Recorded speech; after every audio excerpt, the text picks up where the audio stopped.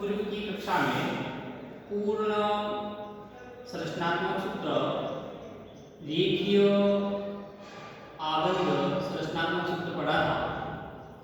आज हम सक्रिय यौगिकों के आबंध रेखा संरचनात्मक सूत्र पढ़ते हैं। अब देखिए, साइक्लिक कंपाउंड, सक्रिय यौगिक। एग्जाम्पल,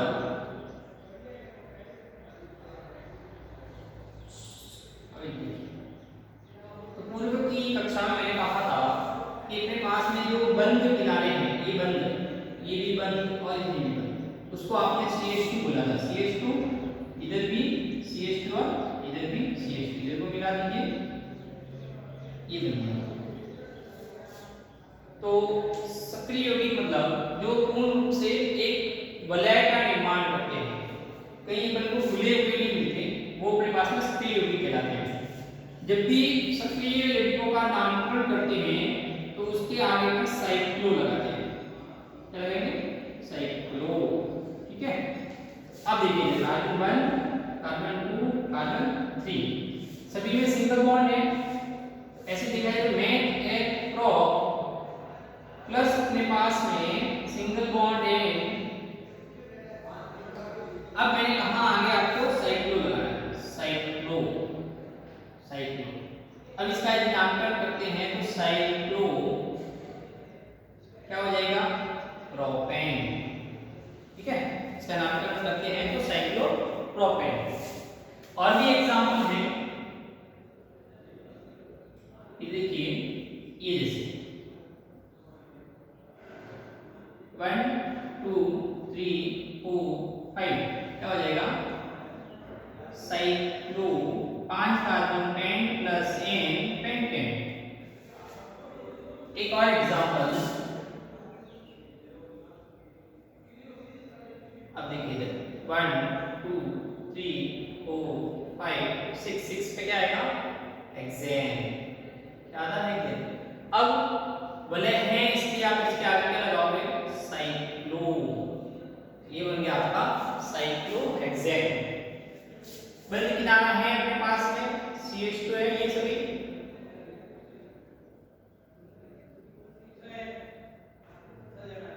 ठीक है। ये है साइक्लोहेक्सेन। ये जो व्यवस्था होती है, इस प्रकार की जो ये व्यवस्था है, ये वाली, ये वाली, ये वाली, ये अपने पास में सक्रिय यौगिक कहलाते हैं। ठीक है।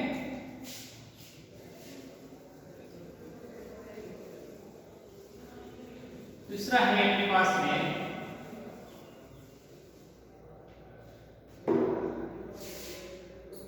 संगणित सूत्र से पूर्ण संरचनात्मक सूत्र लिखना।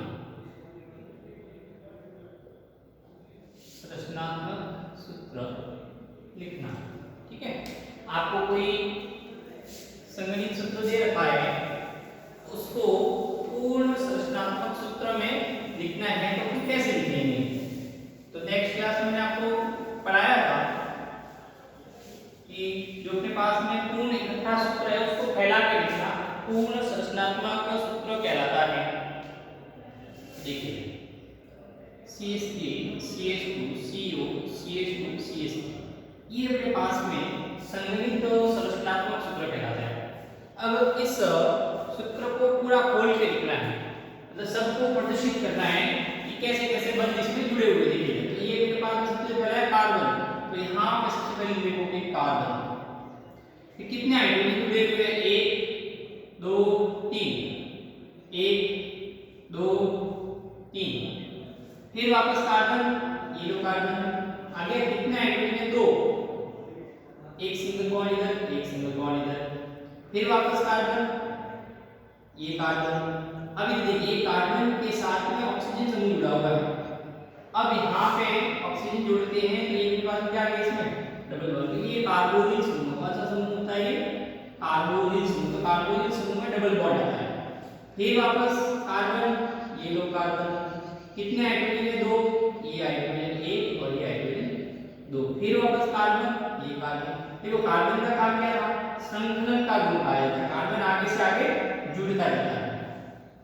ये कितने हाइड्रोजन, 3, ये 3 हाइड्रोजन, 1 2 3, ये इसका हो गया पूर्ण संरचनात्मक सूत्र। तो एग्जाम में क्या आता है कि संगणित सूत्र से पूर्ण संरचनात्मक सूत्र लिखिए, तो ये संगणित सूत्र है और ये संरचनात्मक सूत्र है पूर्ण, और ऐसे पूर्ण आता है और कहता है संगणित सूत्र लिखिए, तो इसको इस प्रकार लिखना है। एक और उदाहरण बताते हैं, इधर देखिए एक और एग्जाम्पल देखिए कैसे लिखेंगे।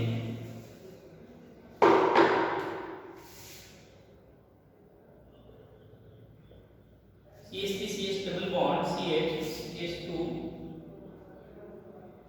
CH3।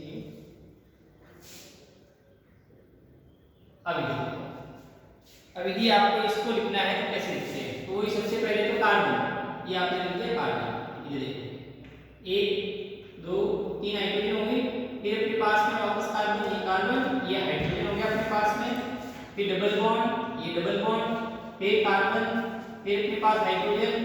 अब ये देखो, अब अपने पास में ये जो छोटा कोष्ठक है, उस कोष्ठक के अंदर CH2 समूह है और उसके बाहर 3 दे रखा है, इसका मतलब इसको 3 से गुणा करना है तथा इसको 3 बार लिखना है।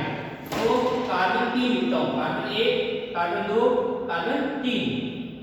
अब कितनी है, 3 × 2 6, इसका मतलब एक कार्बन पे 2 हाइड्रोजन है, ये 2 हाइड्रोजन, 1 2 1 2, फिर वापस 2 है, 1 2 हो गया कंप्लीट। इसको अपन ने खोल के लिख दिया पूरा।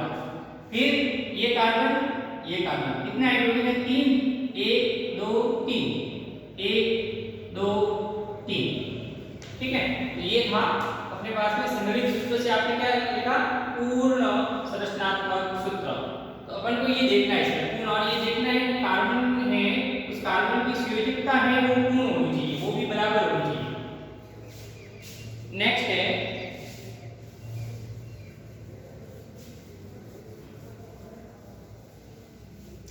अपने पास में संगणित रूप में लिखिए और आबंध रेखा सूत्र बनाते हैं। आबंध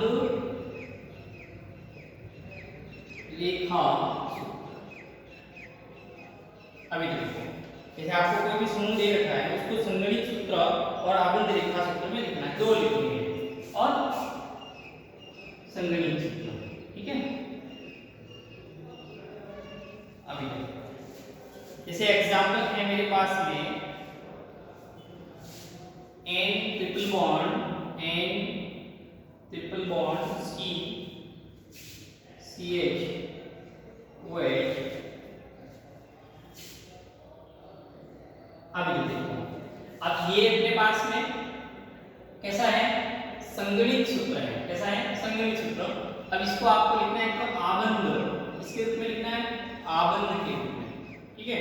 अब इसको अपन लिखते हैं आबंध और रेखा संरचनात्मक सूत्र के रूप में। अभी देखो, अब अपने पास में सबसे पहले एक कार्बन है, अब ये 2 समूह है, एक वाला ये और ये वाला, ये दोनों एक जैसे हैं, ये दोनों एक जैसे हैं, इसलिए आप इसको ऐसे लिख दो साइड में और ब्रैकेट में 2 लिख दो, हो गया समूह, जुड़ गया, ठीक है।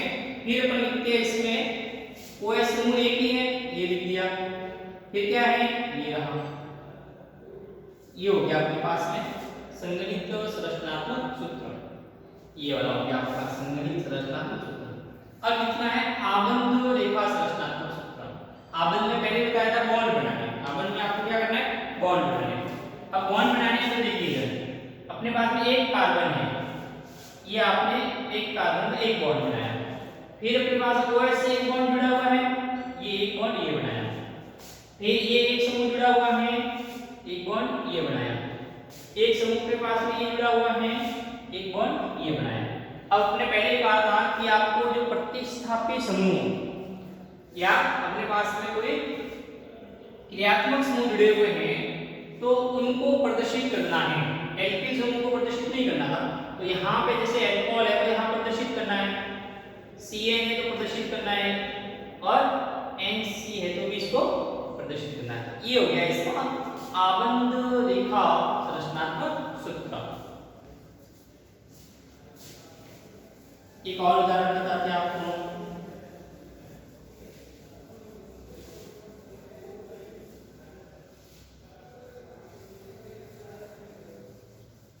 देखिए एक और उदाहरण है।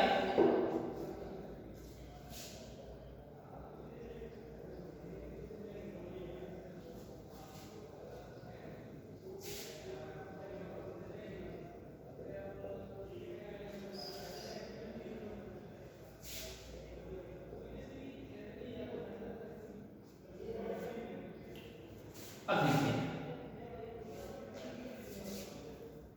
यदि ये वाला आपको समझ रखा है, इसका अपन को आप संरचनात्मक सूत्र लिखना है तो कैसे लिखेंगे। तो देखो इधर आप पहले इसको ऐसे लिख देते हैं CH2। यदि संगणित सूत्र लिखना है, इसको और अपन संगणित कर सकते हैं। देखो संगणित और मिक्स कर सकते हैं। ये क्या एक ही बार है 1 2 3, तो यहाँ ब्रैकेट में बदल 3, ठीक है। फिर आपके पास में ये है आपके पास CH3 CH3 और CH3। अब देखो ये एल्कोहल समूह 3 बार है आपके पास में, तो इसको भी एक बार ऐसे कैसे लिखते हैं। फिर देखो ये CH, अब मैं यहाँ पे लिखता हूँ CH3, ठीक है। फिर वापस CH3 और ये अपने पास में CH3। अब इसका अपन को एक तो बनाना है आबंध रेखा संरचनात्मक सूत्र। आबंध रेखा संरचनात्मक सूत्र बनाना है, देखना है। अपन ने पहले ही कहा था कि इसको प्रतिष्ठित करना है, प्रतिस्थापित समूह या क्रियात्मक समूह को प्रतिष्ठित करना है। तो ये वाला समूह प्रतिष्ठित होगा, ये आपने लिख दिया, ठीक है।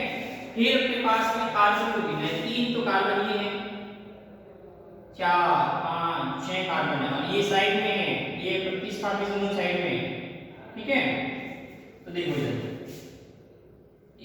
यहां से ये दो समूह के लिए आ गया, 1 2 3 4, ठीक है। और कितने हैं अपने पास में 3 4 5 और 6। और अब यहाँ पे 1 2 3 4 पे, ठीक है। 1 2 3 4 एक समूह यहाँ। फिर अपने पास में इसमें जो लगा हुआ है 4 पे,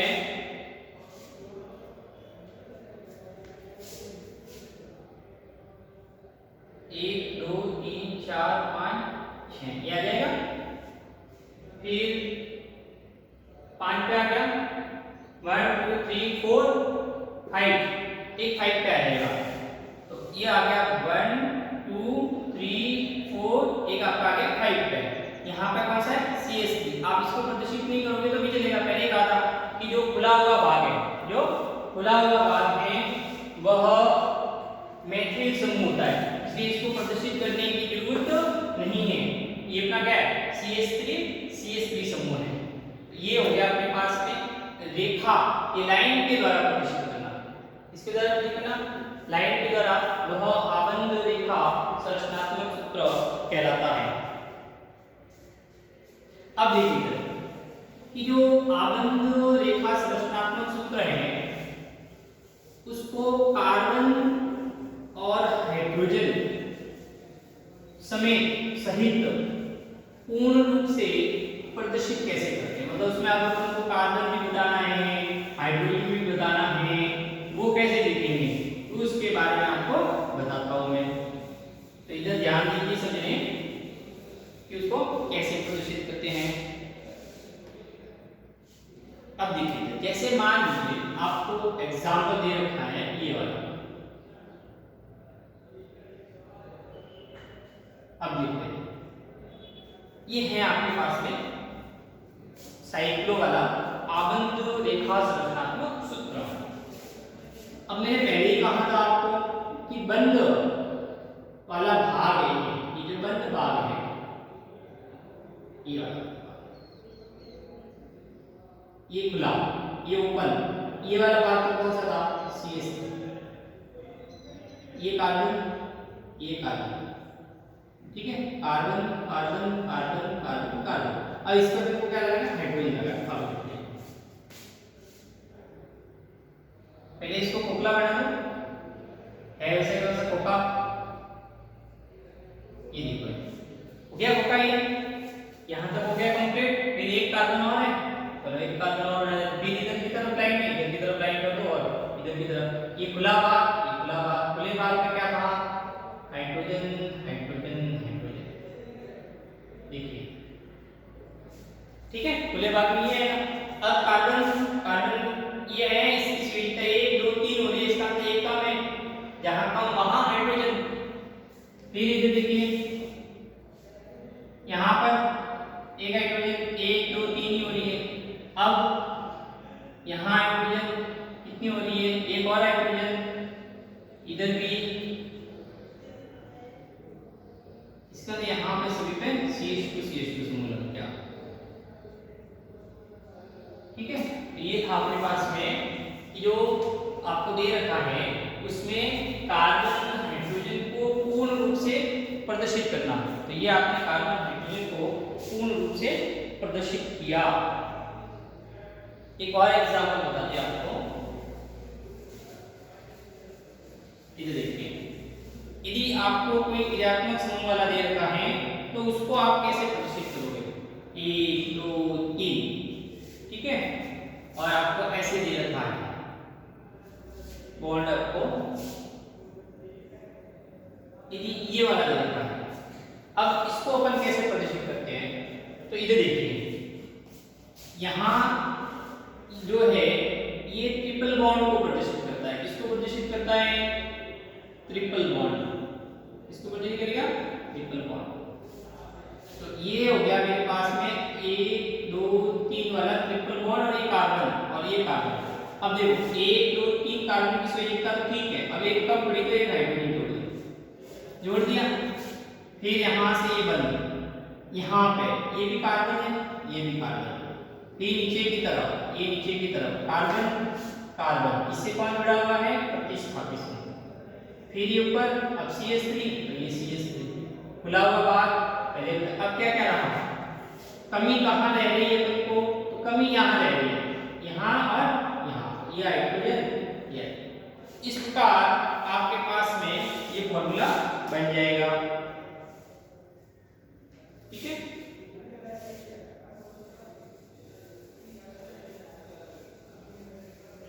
ये था अपने पास में कार्बन हाइड्रोजन को भी पूर्ण रूप से प्रदर्शित करके अपन उसको लिख सकते हैं।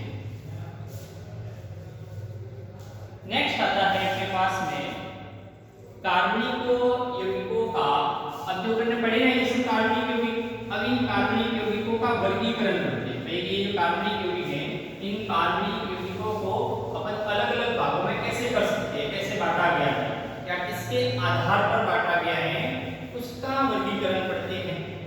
आज मैं आपको बताता हूँ कार्बनिक यौगिकों का वर्गीकरण। कार्बनिक यौगिक, अब देखो कार्बनिक यौगिक हैं उसमें 2 प्रकार हैं। ठीक है, उसमें पहला है अपने पास में असक्रिय यौगिक। ठीक है, क्या बोलते हैं इसको, असक्रिय। और दूसरा है जिसका नाम है विवर्त श्रृंखला, क्या बोलते हैं इसको, विवर्त श्रृंखला युक्त यौगिक। दूसरा है सक्रिय यौगिक। ठीक है, इसको बोलेंगे सवृत ठीक है युक्त यौगिक, या इसको बोलते हैं बंद भी बोलते हैं, भले यौगिक सक्रिय या बंद भी बोलते हैं। ठीक है, फिर अपने पास में आता है कि ये जो है ये 2 प्रकार के, तो एलिसाइक्लिक यौगिक, इनको क्या बोलते हैं, एलिसाइक्लिक यौगिक। दूसरा है अपने पास में एरोमेटिक यौगिक, एरोमेटिक यौगिक। एक तो पढ़ा आपने विवर्त श्रृंखला युक्त यौगिक, खुले हुए ओपन, एक पढ़ा आपने बंद क्लोज वाले। सक्रिय यौगिक हैं वो 2 प्रकार के, एडिसाइक्लिक कंपाउंड और एरोमेटिक यौगिक। अब एरोमेटिक हैं वो भी अलग भागों में बांटा गया और एडिसाइक्लिक, ये दो प्रकार के, एक तो है समसक्रिय, एक है विषम सक्रिय। एडिसाइक्लिक कंपाउंड इसको दो भागों में बांटा गया, समसक्रिय एडिसाइक्लिक कंपाउंड और विषम सक्रिय एडिसाइक्लिक कंपाउंड। फिर एरोमेटिक, एरोमेटिक में बेंजोइड यौगिक, अबेंजोइड यौगिक या नॉन बेंजोइड कह सकते हो। तो बेंजोइड यौगिक, अबेंजोइड यौगिक और विषम सक्रिय, विषम सक्रिय एरोमेटिक यौगिक, उसमें था एडिसाइक्लिक।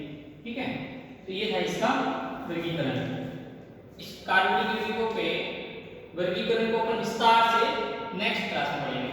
तो आज आपने पढ़ा कि तो बनाने की विधि, इसमें हमने पढ़ा कि इसमें जो संगठित कंपाउंड कैसे बनाते हैं, पूर्ण संरचनात्मक सूत्र कैसे लिखते हैं, फिर जो आबंध रेखा संरचनात्मक सूत्र है उसको संगठित करके कैसे लिखना है, फिर उसमें कार्बन हाइड्रोजन को कैसे प्रदर्शित करना है। तो ये था अपने संरचनात्मक सूत्रों को किस प्रकार आप लिखोगे। फिर कार्बनिक यौगिकों का वर्गीकरण, कार्बनिक यौगिकों का वर्गीकरण में अपने पास में एक तो था कि विभक्त समस्थायिक यौगिक और दूसरा था बंध असक्रिय और सक्रिय कंपाउंड। ठीक है, नेक्स्ट क्लास में हम पढ़ेंगे कार्बनिक यौगिकों का वर्गीकरण। धन्यवाद।